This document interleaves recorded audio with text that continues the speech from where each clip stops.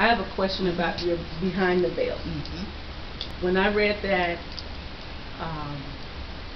what I liked about it is how you put the friends together. Then you had the neighborhood. I'm trying to think of the character's name, but I can't think of them now. But Linda. Linda and what's the wife's name? Margot. Linda and Margot. I like the way you centered that, where they were having a little bit of trouble, but you couldn't see it then.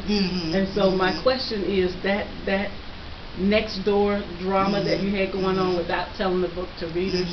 How did you capture that? It is, because it's real. That's 5% of the book. That's true.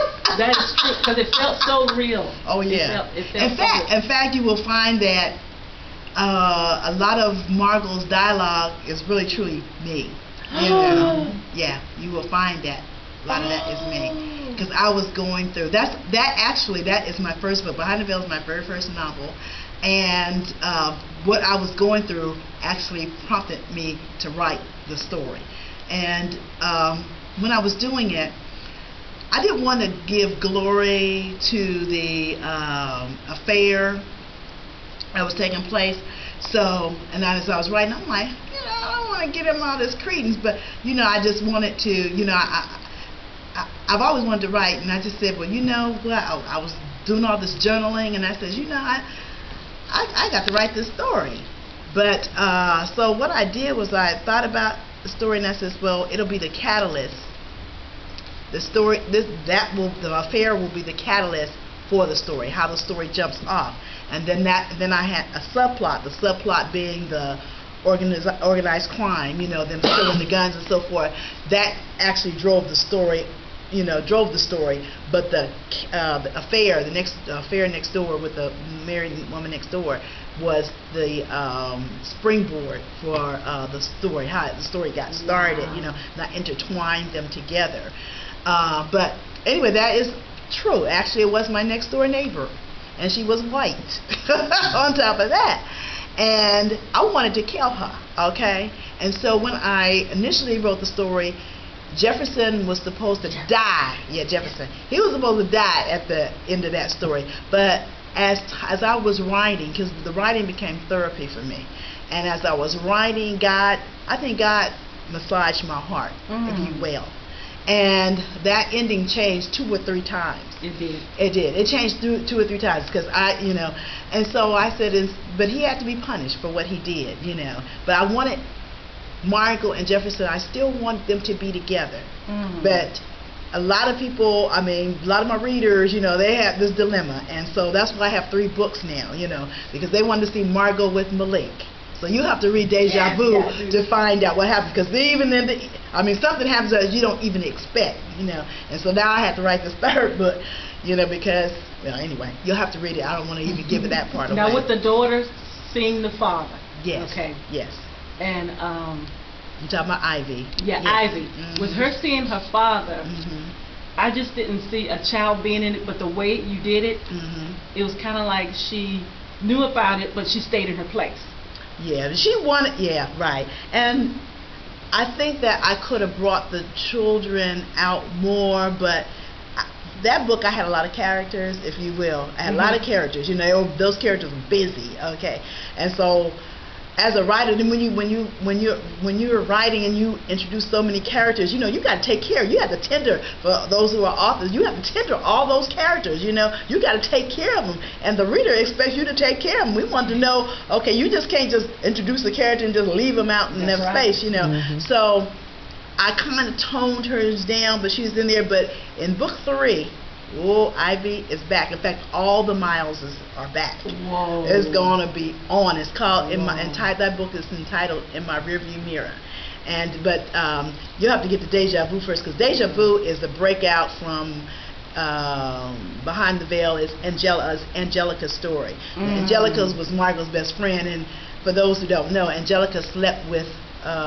She also slept with Margot's husband, but yeah, but that's Behind the Veil, But didn't she set him up like that? Yeah, she set him up. But see, if there was a point in the story where she talks about a previous time that she was with She Jefferson. was, yeah. So anyway, so this is her story, and after she gets all those, just about everybody except for Santiago was captured, and went to jail. So it's 5 years later. Deja Vu is 5 years later, and they're getting out of jail. But anyway, back to Behind the Veil. So a lot of the things that Margot says, general. In fact, the scene in the driveway. Yeah, that's what. In fact, that's so funny because I was with a book club and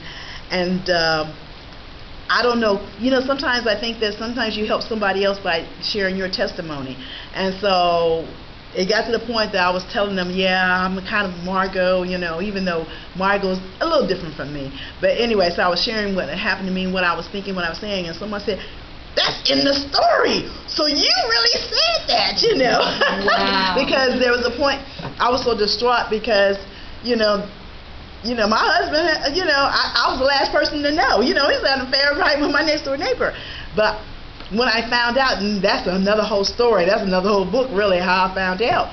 But I remember how betrayed I felt, and driving to work every morning, it was, grace and mercy. I'm telling you, grace and mercy was what kept me. But I would, I said, gosh, if I had a gun, I would kill her. I would kill him. I'd kill both of them. And I would dream, and I said, God, devil, you're a lie. Satan, you're a lie. Wow. I would dream that. I just wanted to eradicate him from the face of the earth. And so what I did is instead I imported that into the story where Margot says to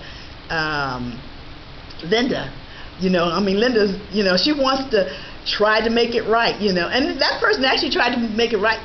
No, I don't want to make anything right with you. I'm going to ask the Lord for forgiveness, but I don't want to talk to you anymore. But anyway, so Margot tells her, you ought to be glad I'm a Christian. And that's exactly what I said to this person when she and I had our little talk.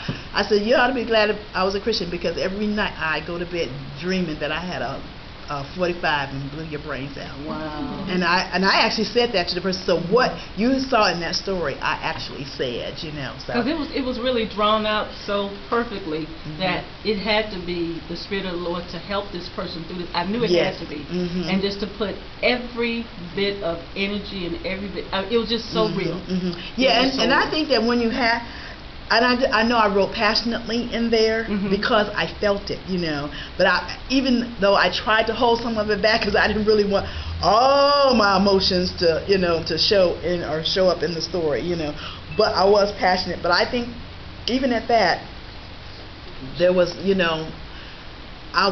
I think there was a calming effect that came over me, and so I wasn't as harsh as I could have been.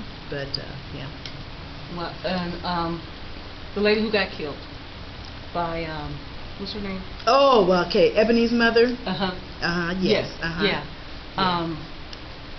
Was she just a neighborhood? A woman of the night and she took care of all the men, and they kind of took care of her bills. And everything? It was. There are people like that. It's kind of sad. That's Ebony's mother, and of course, Ebony's mother just had a hard time, hard way in life, and